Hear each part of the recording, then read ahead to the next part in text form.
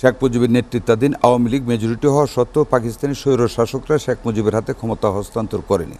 Then we started the liberation struggle. I was the student of Mohsin hall, Dhaka university. But যেইভাবে India বা ভিতর থেকে আওয়ামী লীগ ষড়যন্ত্র করে এটাকে যে একেবারে মহামারী আকারে দেখাইতেছিল যে হিন্দুদের শেষ করে ফেললে এই সেই ইন্টারফেয়ার করা উচিত ইন্ডিয়ার, এটাকে কিন্তু this government and our people we have faced this thing. এই গভর্নমেন্টকে ফেল করতে দেওয়া যাবে না।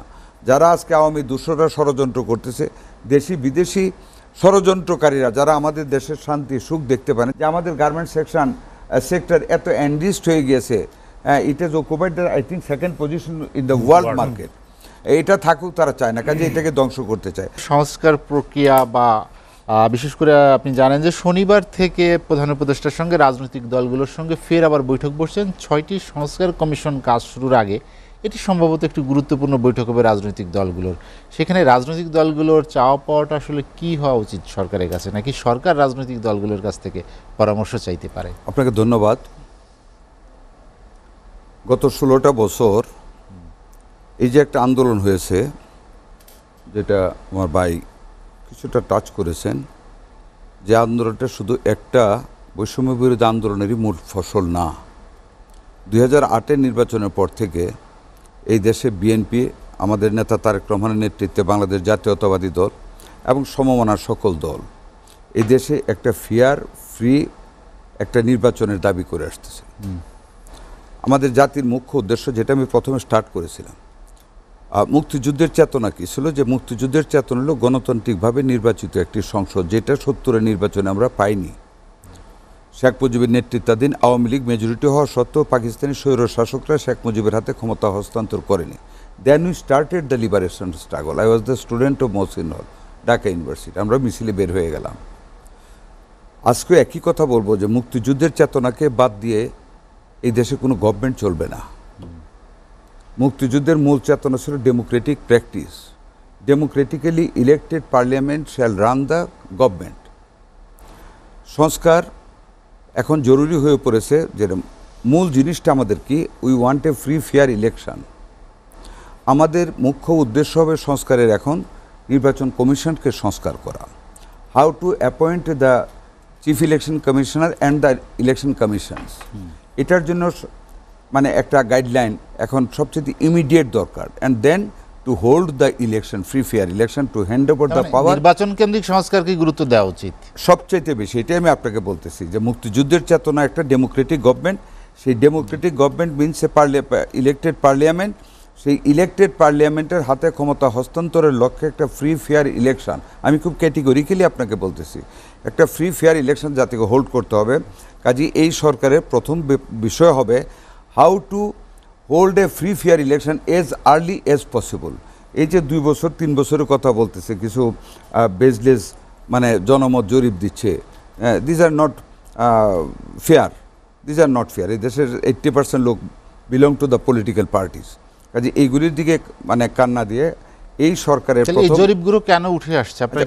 কথাই বলতে চাই না, আমি মূল কথায় আসতে চাই। একজন মুক্তিযোদ্ধা হিসাবে I want and the country want a free fair election to see a very sovereign parliament and a democratic government.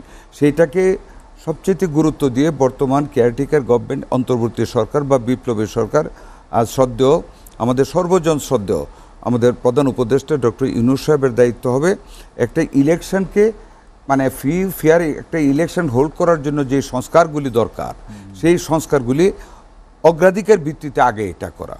তারপরে ধরেন আরও কিছু সংস্কার আছে, সব সংস্কার এই সরকার করে শেষ করে যেতে পারবে না। There must be a parliament, democratic government আসবে, তারা পরবর্তী সংস্কারগুলি করবে। সেই সংস্কারগুলি কি হবে, এই যে মিটিং হবে শনিবার থেকে, যে এই সংস্কার জাতির জন্য প্রয়োজন। when all the political parties shall be united to reforms in that manner, সেইটার একটা এগ্রিমেন্ট হতে পারে, যেটা 19 ইলেকশনের সময় আওয়ামী লীগ বিএনপির মধ্যে একটা এগ্রিমেন্ট হয়েছিল যে লোক first we need the free fair election to hold a free fair election to form a very sovereign parliament and a democratic government, যেটা মুক্তিযুদ্ধের চেতনা।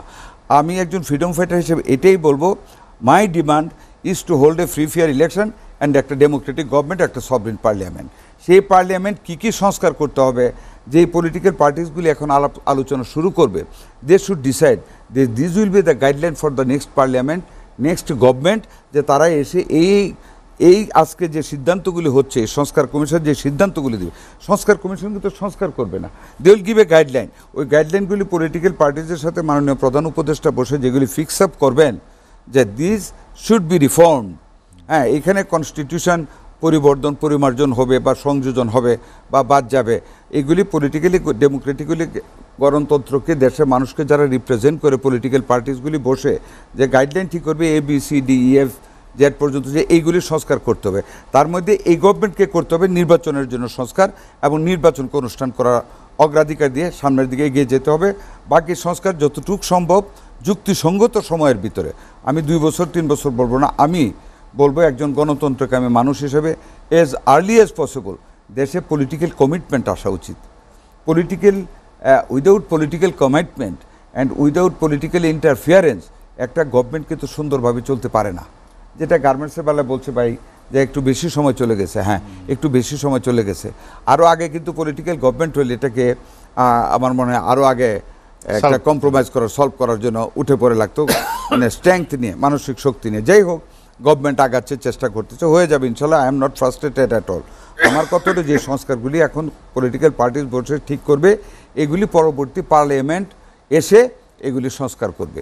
এখন জরুরি দরকার আমাদের সংস্কার, নির্বাচনের দিকে এগিয়ে যাও। আপনি দেখেন এই যে দেশে এই গভর্নমেন্ট অনেকগুলি জিনিস কিন্তু পার হয়ে এসেছে। আপনি কিন্তু এই গভর্নমেন্টকে অনেকে বলে যে গভর্নমেন্ট স্লো হচ্ছে, গভর্নমেন্ট অনেক জায়গায় ফেল হচ্ছে।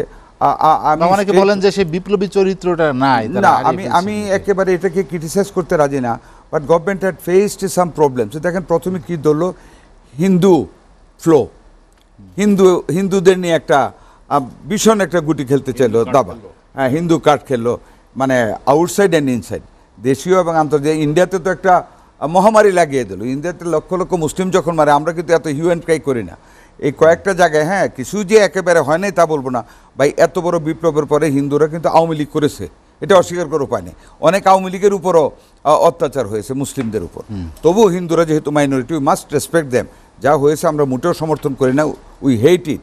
বাট যেইভাবে ইন্ডিয়া বা ভিতর থেকে আওয়ামী লীগ ষড়যন্ত্র করে এটাকে যে একেবারে মহামারী আকারে দেখাইতেছিল যে হিন্দুদের শেষ করে ফেলে এই সেই ইন্টারফেয়ার করা উচিত ইন্ডিয়ার, এটাকে কিন্তু this government and our people we have faced this thing.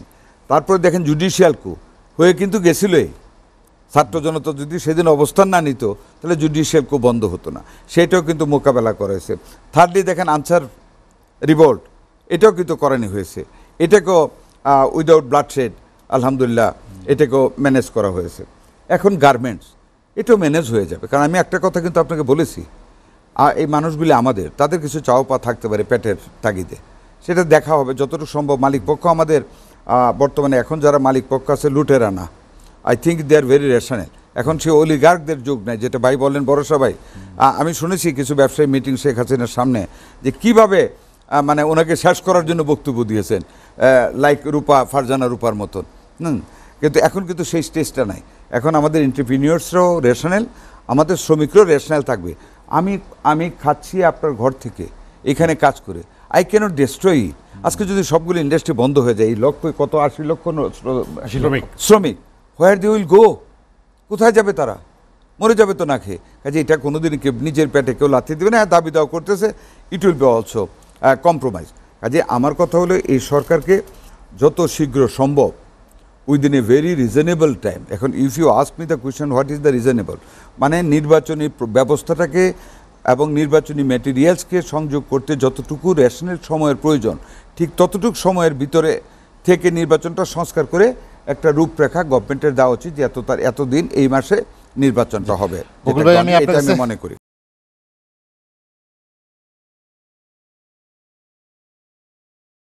যে আন্দোলন হলো, গণ অভ্যুত্থান হলো 5 আগস্ট, সেটিকে আসলে আত্মমর্যাদাবোধ উদ্ধারের বিষয়টিও সেখানে অন্তর্ভুক্ত ছিল কিনা আপনার মনে হয়? যেরকম অনেক ঘটনা, শুধু FBCCI বলবো না, আমি যত সামাজিক প্রতিষ্ঠান ছিল সব জায়গায় নির্বাচনের ক্ষেত্রেই কিন্তু এক ধরনের একচ্ছত্র। দেখেন বর্ষা সাহেব যে কথাগুলো বলেছেন তার পিন পয়েন্ট যদি আমরা শর্টলি এটাকে প্রিসাইজ করি, তাহলে একটা জায়গায় আসতে হবে যে ল্যাক অফ ডেমোক্রেসি। ওখানেও যেটা উনি বলেন যে জাগে ওহিনাজিল হয়ে বলতো মুখে প্রেসিডেন্ট, সে একটা প্যানেল করতো, এটি হয়ে যেত।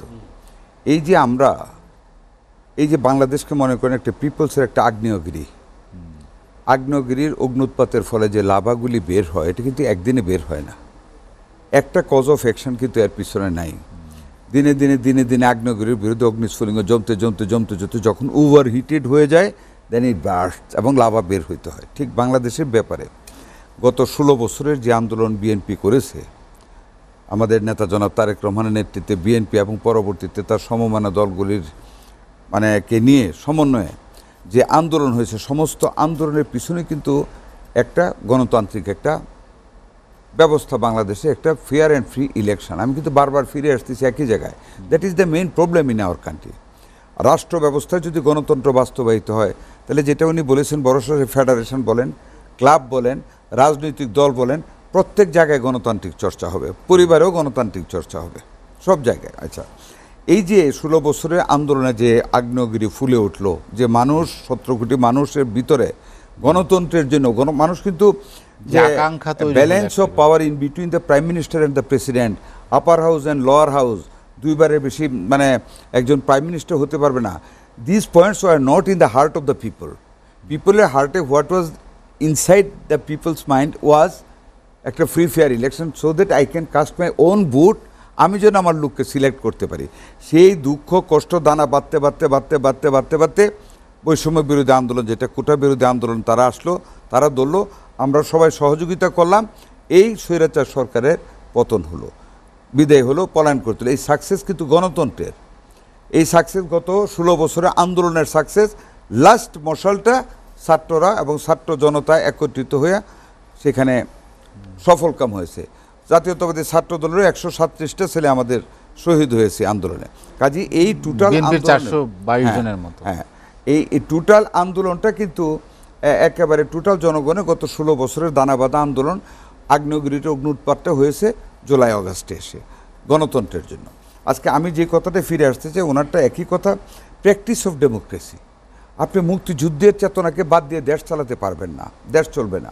আমি বারবারই বলবো, ধরেন কতগুলি বেসিক এগ্রিমেন্ট যেটা হওয়া দরকার, যেটা আমাদের 31 দফা, জনাব তারেক রহমান সাহেব প্রথম আমাদের 27 দফা, তারপর সমমানা দলগুলি নিয়ে 31 দফা, সেখানে মূল যে জিনিসগুলি আসছে সেটা আপার house to establish the upper house and the lower house, the balancing of power in between the president and the prime minister.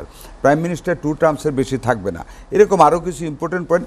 In principally over the table, এই যে মাননীয় প্রধান উপদেষ্টা যে আলোচনাটা শনিবার থেকে শুরু করেন, ওভার দ্য টেবল এগুলি ডিসাইড হতে পারে, এবং অল্প participative political parties can sign আবার দ্য মেমোরেন্ডাম যে look after the fair and free election, parliament form হওয়ার পরে যারাই গভর্নমেন্টে আসবে এই রিফর্মসগুলি করতে হবে।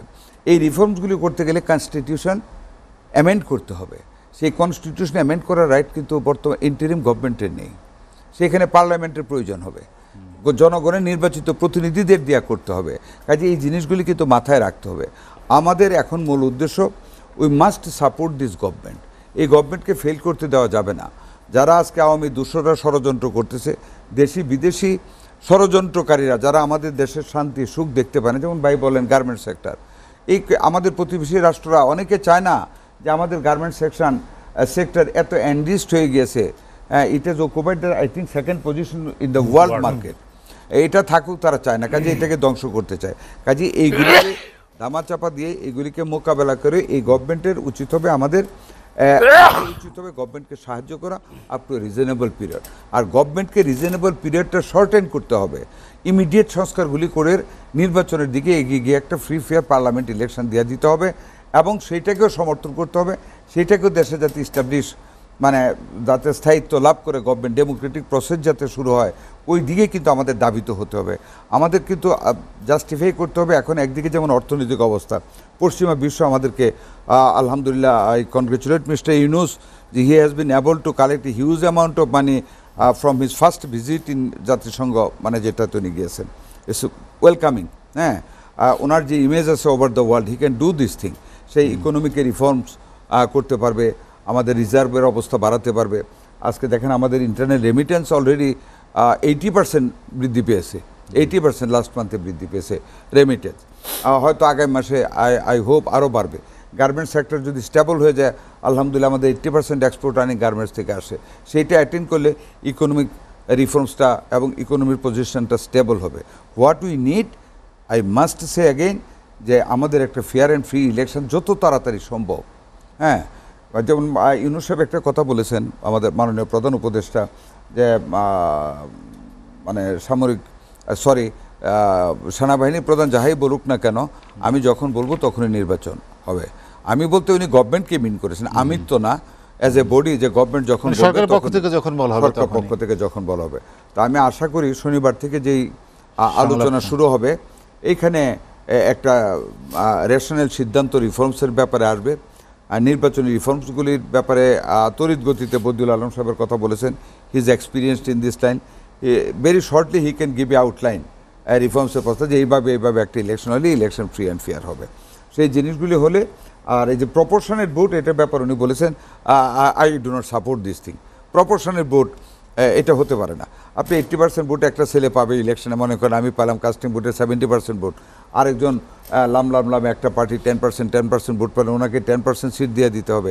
এটা আমাদের ডেমোক্রেসিতে এটা মানানসই হবে না। এটা আমি আমার মুদ্রার কথা, এই সরকারকে আমরা সমর্থন করি, এই সরকারকে ফেল করতে দেওয়া যাবে না। এই সরকারকে তার সামনের দিনগুলিকে কণ্টকাকীর্ণভাবে, কণ্টকহীন রাস্তা হেঁটে দেশটাকে একটা ফেয়ার অ্যান্ড ফ্রি ইলেকশনের দিকে অতি সত্ত্বর নিয়ে যেতে হবে, এবং টোটাল রিফর্মসের একটা outline must be sign by all the political party. সাহসী পদক্ষেপ